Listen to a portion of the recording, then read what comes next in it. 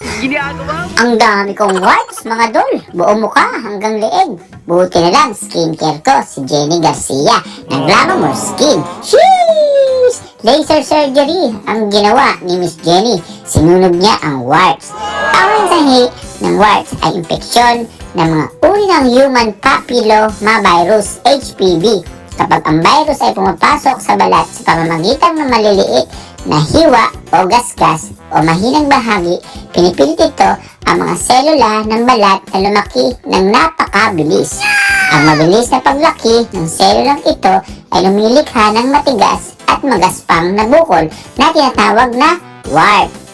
Paano kumakalat ang virus, mga dol? Direktang kontak sa pamamagitan ng paghawak sa wart sa ibang tao o sa ibang bahagi ng iyong sariling katawan. Hindi direktang kontak sa pagbabahagi ng mga personal na gamit tulad ng mga tuwalya, mga bimpo.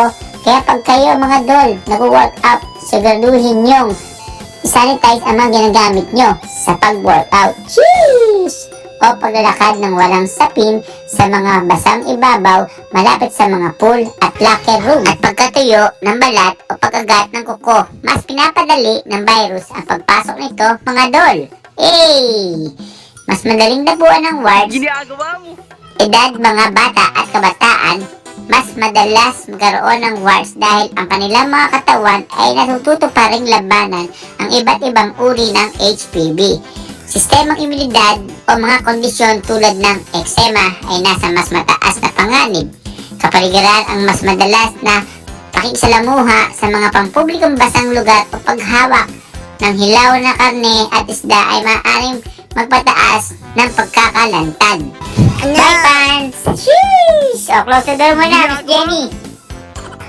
Over 10 years of progressive experience in aesthetics na ang Glamour Skin. Licensed Master Aesthetic RN 38W 32nd Street, New York, New York, zip code 1001 Manhattan. Special thanks sa napakasarap na authentic food trip ng Kage. Sheesh! O mga dol, ito na pala ang itsura ko after 1 week. Sunugin ni Miss Jenny ang warts ko. Mukha ko na mga Gen Z Band, Port of Spain. Book your tickets na, mga dol. Sheesh!